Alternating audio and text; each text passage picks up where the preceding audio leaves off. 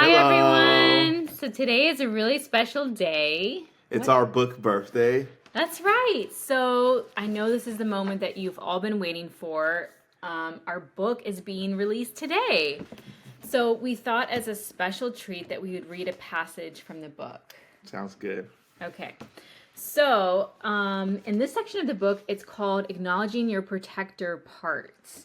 This is an internal family systems or an IFS based exercise. Introduce you to the concept of protective parts, the part of you that wants to protect you from emotional pain.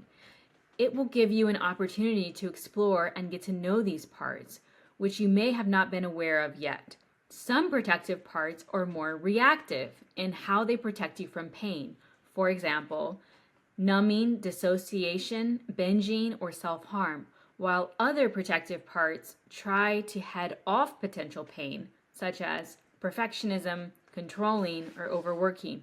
All these parts want to shield you from pain and work very hard to do so, even if their tactics aren't always effective. Learning to identify your protective parts can influence the way you relate to yourself, your behaviors, leading to increased happiness and inner harmony. Can you give us an example of maybe like a protective part that you have, Sosthenes? Yeah, that's a really good question. So I always have protective parts when I feel nervous, right? So that protective part sometimes makes me feel like I need to shut down, right? So it protects me from my environment per se, and I shut down, kind of get in my own world.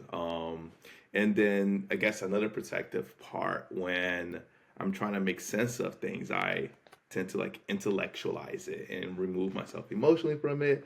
And I will start intellectualizing it. I'll start talking about different things or using language as a way to protect the feeling around Yeah, it because the feeling has like emotions around it. definitely done that before too.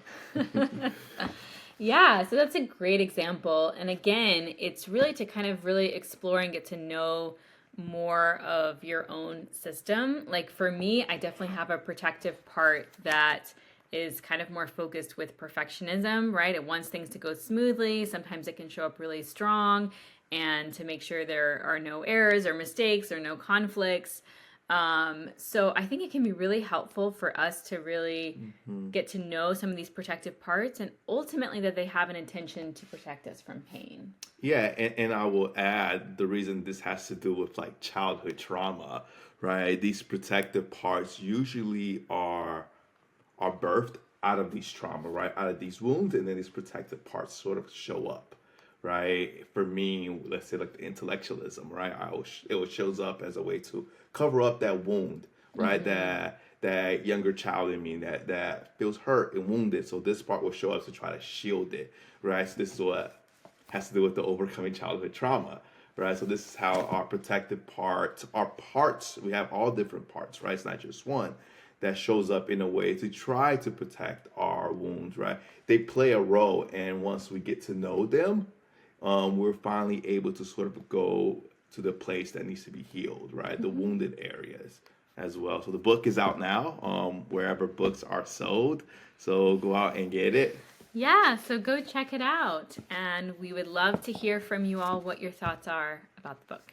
Thanks. Bye.